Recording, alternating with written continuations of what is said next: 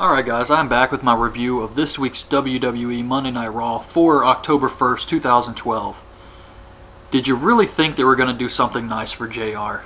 I mean, honestly, after all these years and all the times they take him out there and embarrass him, did you really think this night was going to be any different? And this was just, oh my god, it was hard to watch the way Punk was just berating him. And I know Punk probably has a lot of respect for Jim Ross in real life. And he probably didn't want to take it that far, but, you know, that's what Vince wants. He wants people to embarrass Jim Ross. And I knew something like this was going to happen. As soon as they were in Oklahoma and Jim Ross was on commentary, I knew it. And, of course, that's what they did. But anyways, to start the show off, they recap last week with the Ryback stare down between him and CM Punk.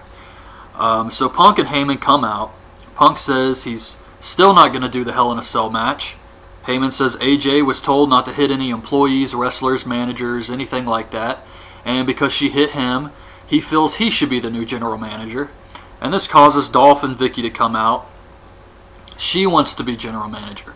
And Dolph says, imagine if both of you guys were general manager. So AJ comes out and says that she thought the board would make an exception for her hitting someone who's creepy and slimy and creepy as all hell, as Paul Heyman is what she said. And she's been given a coach by the board, and then Daniel Bryan comes out. He's not her coach, by the way. And he says he's just there to apologize since AJ's problems are because he dumped her after WrestleMania. God, this was awesome stuff here by Daniel Bryan. He says he can't blame her. Look at him as he twirls his mustache. He says he's handsome, he's got a great beard, he's the tag team champions. And this causes Kane to come out.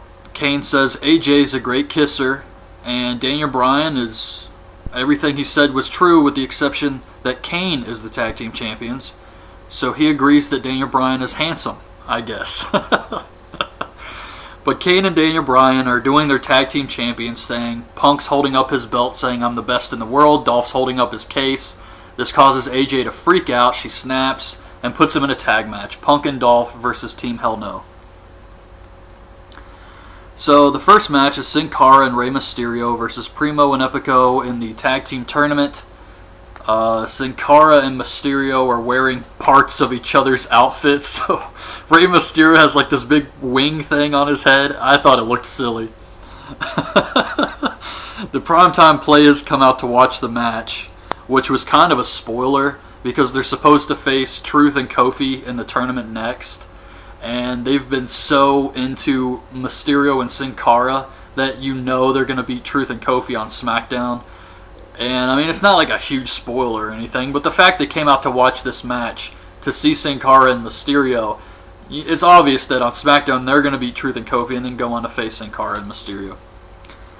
But Mysterio hits a 619 on both Primo and Epico, Sin Cara dives on Epico, and Mysterio splashes Primo for the win. Antonio Cesaro versus Brodus Clay. This was awesome. JR is really putting over Antonio on commentary, and Antonio hits the neutralizer on Brodus Clay for the clean win. This was great.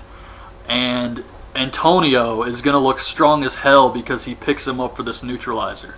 This was all around perfect for Antonio. AJ has her coach with her, comes up to Caitlyn. She says she wants to apologize to Caitlyn for the way she treated her when she tried to warn her about going out with Daniel Bryan.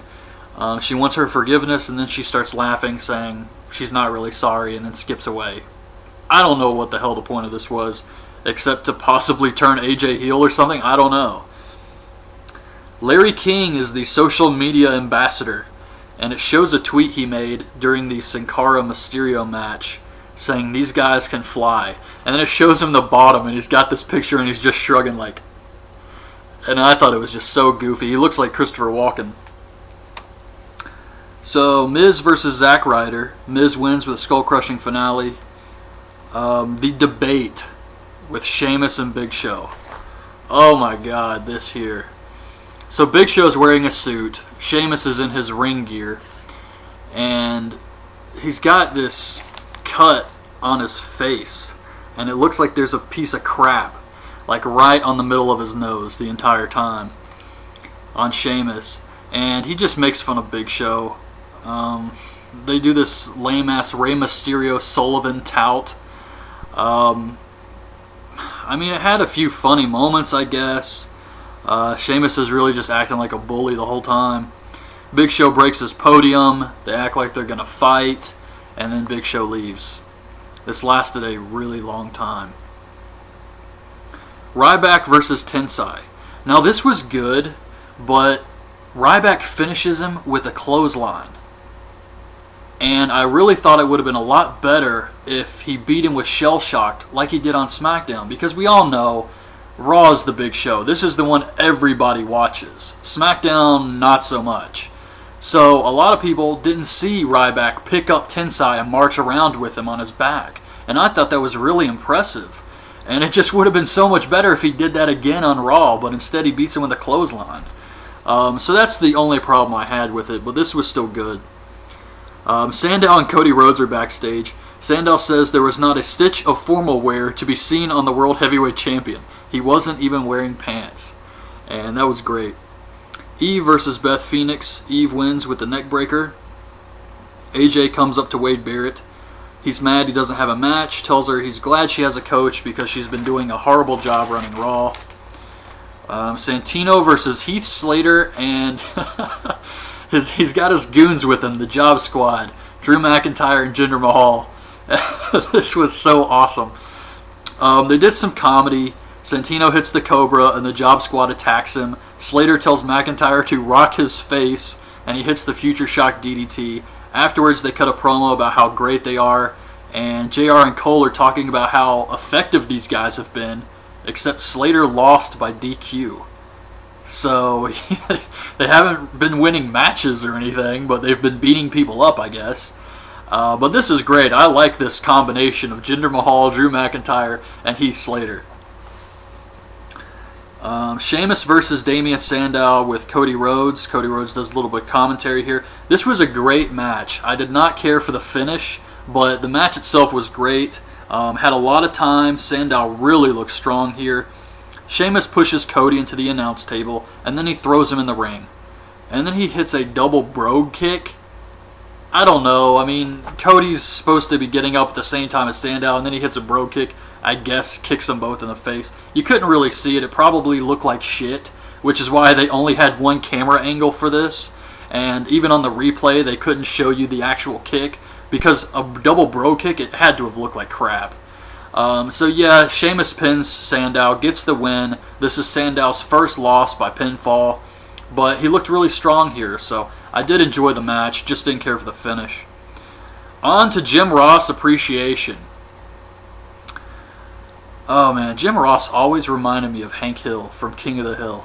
Well, I guess I should say Hank Hill reminded me of Jim Ross, but that has nothing to do with anything. But anyways, Punk and Heyman interrupt immediately, and he wants JR to say he's the best in the world. JR calls him a jackass. Punk says no one can come save you, not Stone Cold, Stone Cold. And he says 316 is his now because of his long reign. And JR tells him that if he faces Cena at Hell in a Cell and wins, he will say Punk is the best in the world. So Punk wants JR to fight him or leave. JR goes to leave. Punk bullies him some more and says, no, you're not going back to do commentary. You're going to leave the arena. And it was just horrible to watch. But JR goes to leave the arena. He's looking all sad. He's doing the Snoopy walk. And then Ryback comes out. And I have to admit, this was awesome. I really like seeing Ryback come out with the whole feed me thing popping. So yeah, Ryback comes out, gets in the ring, has a stare down with CM Punk. Ryback looks like his head's about to freaking explode with all the huffing and puffing he's doing. And Punk backs down. He leaves the ring. And the whole thing with him and Jim Ross was men come in this ring to fight. If you're not going to fight, get out of the ring. Don't back down, be a man. So when Ryback comes out and Punk backs down, you see how it works. But I thought it was good. Minus the whole, treating JR like crap. I did like the Ryback part, though. So, Alberto Del Rio versus Kofi with Truth. Del Rio gets out of the car and his scarf falls off immediately. But he played it cool, so I gotta give him credit there. They show footage of Del Rio attacking Randy Orton after SmackDown went off the air. Ricardo does some commentary here. I thought he did a good job. And Kofi taps to the armbar. This looked nasty as hell. This was botched. Del Rio does the thing where he flips around him and puts him in the armbar, and it looked like he broke Kofi Kingston's arm. I don't know what the hell happened here, but he's like pulling back, and when he hits the mat, it's like his shoulder pops or something. Oh man, it was nasty. Oh god, that looked bad. So AJ's coach is giving her some advice, and she freaks out, says she should make him the special ref for the main event. She doesn't. And then she tells him to leave the arena. So AJ's probably going to get fired as general manager, I hope. Main event is Daniel Bryan and Kane versus Punk and Dolph, with AJ as the special ref. Paul Heyman gets on the apron. AJ kicks him out. Vicky gets on the apron. She kicks her out. Dolph leaves with Vicky, so Punk can't get anybody to make a tag. Kane chokeslams him, gets the win. That's it. That's the end of the show. Last thing we see, Daniel Bryan and Kane saying, "I'm the tag team champions." Overall, I enjoyed this Raw. I thought they had some great stuff on this week's episode, and it was entertaining for a lot of this. I didn't mind it. I'm sure the Jim Ross stuff sucked, just because I am a fan of Jim Ross. I think everybody is. He's the best announcer they've ever had. And I mean, it's just, I don't know why they got to treat him like crap all the time. It just makes Vince look like a bully, which we all know he is. So anyway, I have to say that I did find the show entertaining despite that. Not sure what they're going to do with the CM Punk Ryback thing, though. They're definitely teasing this hard, though, with him coming out to save Mick Foley and then coming out to defend Jim Ross. But I'm curious to see where it goes. So anyway, that's my review of this week's Monday Night Raw. Hope you guys liked this video. Leave your thoughts on this week's show in the comments below, and thanks for watching. Bye. And I know Punk probably has a lot of respect for Jim Ross in real life, and he probably didn't want to take it that far, but you know, that's what Vince wants. He wants people to embarrass Jim Ross. And I knew something like this was going to happen. As soon as they were in Oklahoma and Jim Ross was on commentary, I knew it. And of course, that's what they did. But anyways, alright guys, I'm back with my review of this week's WWE Monday Night Raw for October 1st, 2012. Did you really think they were going to do something nice for JR? I mean, honestly, after all these years and all the times they take him out there and embarrass him, did you really think this night was going to be any different? And this was just, oh my god, it was hard to watch the way Punk was just berating him. To start the show off, they recap last week with the Ryback stare down between him and CM Punk. So Punk and Heyman come out. Punk says he's still not going to do the Hell in a Cell match. Heyman says AJ was told not to hit any employees, wrestlers, managers, anything like that. And because she hit him, he feels he should be the new general manager. And this causes Dolph and Vicky to come out. She wants to be general manager. And Dolph says, imagine if both of you guys were general manager. So AJ comes out and says that she thought the board would make an exception for her hitting someone who's creepy and slimy and creepy as all hell, as Paul Heyman is what she said. And she's been given a coach by the board, and then Daniel Bryan comes out. He's not her coach, by the way. And he says he's just there to apologize since AJ's problems are because he dumped her after WrestleMania. God, this was awesome stuff here by Daniel Bryan. He says he can't blame her.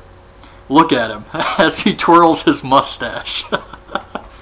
He says he's handsome, he's got a great beard, he's the tag team champions. And